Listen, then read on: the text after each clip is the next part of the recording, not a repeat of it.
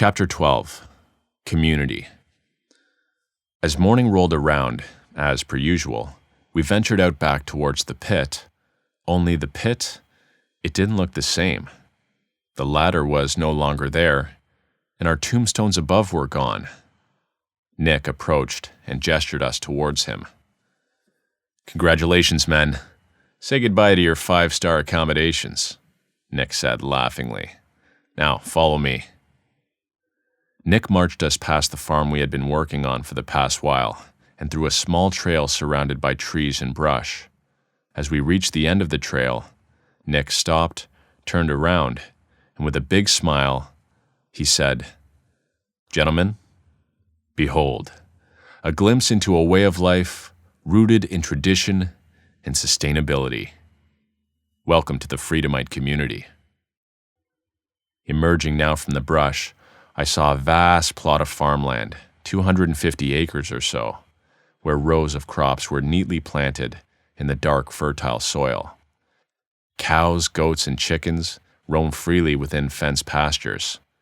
The community was dotted with a few wooden barns and rows of small, plain, cabin-like houses, all with simple architecture. Outside the cabins is a little hub with a massive fire pit and log benches all around it. At the center of the community, a large wooden structure with a cross atop of it. Further in the distance was another building with a satellite dish. It was much bigger than the simple logged cabins. I suspected this was where Nick worked. Also, in the community, there must have been about 200 men there. Even from a distance, all of them looked like Spartan warriors. And there was tons of kids. Kids everywhere. This was not the city of 1 million plus that I was used to. There were no cars, no electric lines, no condos, no phones. What really caught me off guard, though, was the noise, or lack thereof. The city is filled with noise pollution that I had just grown accustomed to. Cars honking, construction everywhere, sirens constantly going off. Here, though, you hear only the sounds of nature and human activity. The creak of wagon wheels, the braying of animals, the soft murmur of conversation amongst the people.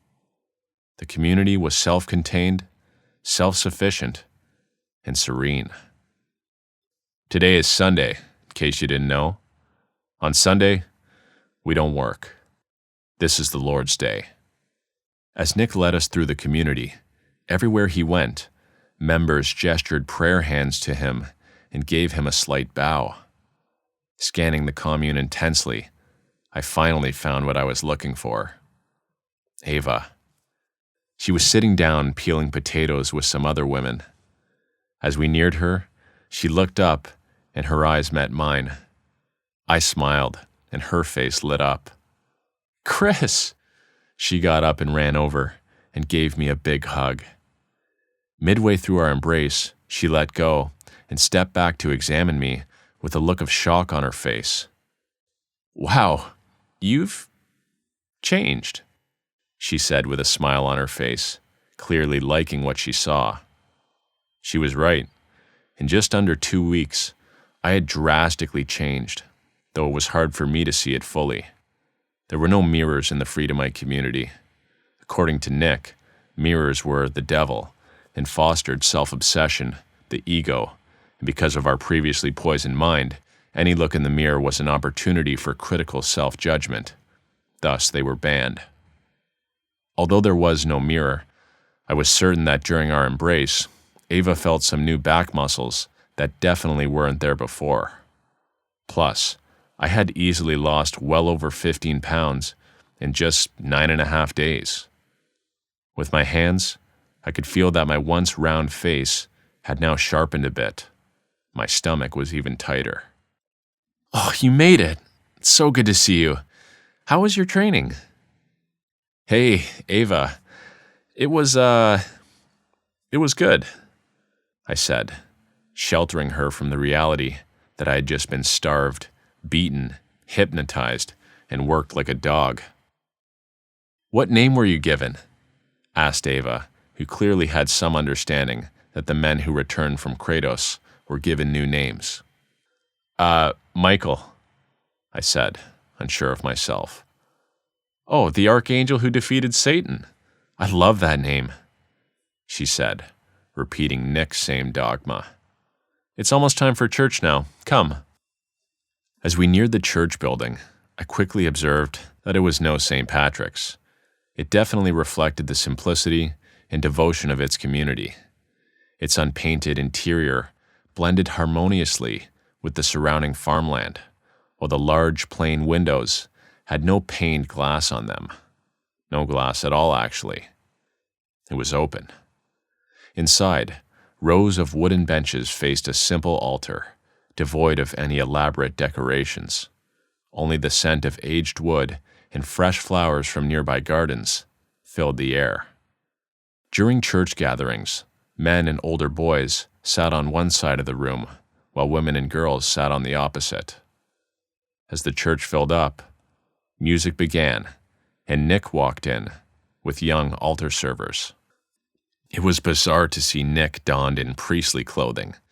Nick was not your normal pastor, that's for sure. My people, today we welcome 7 men to our community. 7 men who prove their worth to us and to God. 7 men who were lost, but now are found. 7 men who are right where they need to be. 7 St. Augustines. This segued into Nick's sermon, wherein he talked about St. Augustine. I always assumed every religious figure was all holy and righteous, but Nick's talk enlightened me to a man who lived a life of hedonistic, worldly indulgence and immorality, a life dominated by lust and selfish desires before experiencing a radical conversion and becoming one of the church's greatest saints. What prompted this change? He read a Bible. Listening to Nick speak with such passion and conviction, it was a lot easier to follow along. From my time in St. Patrick's a few weeks ago, I at least knew some of the gestures and didn't look like a complete fool. Plus, my mind just felt clear now. It was a lot easier to listen to people and to pay attention in the present moment. My brain was no longer filled with fog from gaming or working on the computer screen all day. I was present. Seeing the devoutness and genuine happiness of the Freedomites in church, something dawned on me. I don't even care if God is real or if Jesus is the Savior. The mere concept of this was making these people act and live in a way that I liked and respected, a way that felt internally right. Doesn't even matter if there's no heavenly reward, no Jesus. If everyone on earth lived like this, there would be no war, no murder, no theft, no divorce, no hate. I always thought religion was the cause of all the world's problems, but maybe if adhered to properly, like the Freedomites, it could be the solution. The peace of the Lord be with you always, said Nick, to which the commune responded, and with your spirit. Let us now offer each other a sign of peace. I looked around and joyfully shook all the men's hands, after which I looked across the room for Ava. Our eyes found each other, and we shared a smile. After the service, a great meal was served. Goat stew.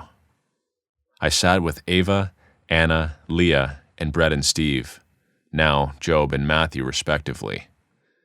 Matthew told me he was a claims adjuster for an insurance company, reviewing damages and making cost-saving decisions that greatly impacted people's lives, oftentimes for the worse. Steve was a parking enforcement officer for the city, which he contended was by far the worst job on the entire planet. Steve said that no one, not even one person, is happy to see you, naturally. You work alone, and you're dealing with confrontation all day, every day. And now, here we all sat together as farmers. Sitting amongst the Freedomite community, it was a bit intimidating. Everybody was fit, healthy, and strong.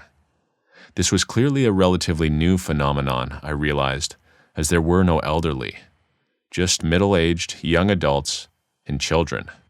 Children everywhere. I wonder how these people came to be. After the meal, Ava showed me around the entire community, the cabins, the schoolhouse, the different farm plots. She was telling me about how everything worked and about different people in the community.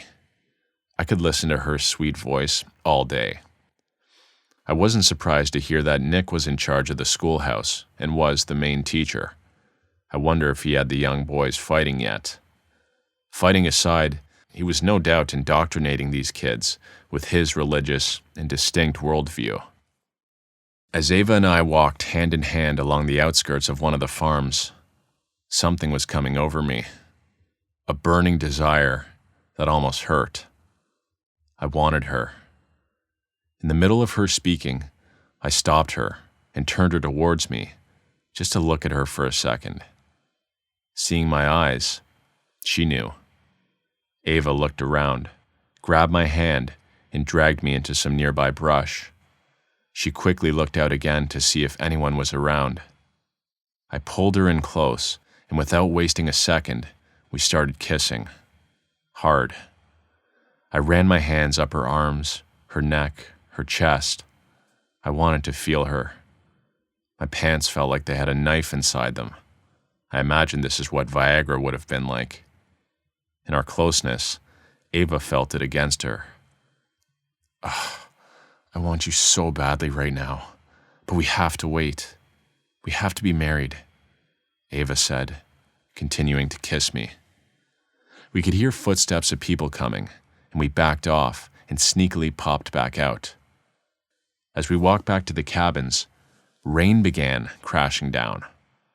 Almost immediately, I heard loud cheers and celebrations coming from all directions. I looked around at the people. There were no umbrellas, no one ducking and running for shelter, just celebration. I looked over at Ava, who was smiling. Drops of rain sparkled on her skin, and her hair was becoming wet and flat, framing her face perfectly. Ava then extended her hand toward me, palm up, her finger curling slightly in a beckoning motion. She was gesturing me to dance. "Come on, Michael, dance with me," she shouted above the downpour, face full of laughter. Her eyes sparkled with mischief. With a sheepish smile, I felt a sense of freedom wash over me. I didn't even know how to dance, but I didn't even care. It was raining. I grabbed Ava's hand, and we spun around in circles, letting the rain wash over us. Together, we were carefree spirits in a storm. Lying in bed that night, I was thinking about what Ava said earlier. Marriage. By normal worldly standards, I didn't know her long enough to marry her. I didn't know her quirks, all her likes and dislikes. At the same time, she didn't entirely know me. But she didn't seem to care. I bet if I proposed to her tomorrow, she would say yes. Could I even do that, though? I think I needed Nick's official blessing. I can't even believe I was considering this. One thing I do know, I wanted Ava sexually, and the feeling was mutual. But this wasn't a city girl. There's no casual sex or condoms or pulling out or abortions. I knew where Ava stood. Sex, although desirable, was only done between man and wife and was done for the purpose of creating children. I imagine if girls in the city thought like that, you'd see a lot more wedding rings and a heck of a lot more kids. If I marry Ava, that's one thing. But what about the condo? Do we have to stay here, under Nick's watchful eye? How the heck would I explain this to my parents and my friends? They'd think I've gone insane. Have I? Maybe they're the ones who are insane. Maybe the world was completely insane, and here on this little secluded plot of land, this was normalcy. In such a short amount of time, Nick and Ava introduced me to an entirely new way of living. Then it dawned on me, though, Ava wasn't leaving. She explored the outside world and made her commitment. If I married her, this would have to become my new life. The decision has to be made. Soon.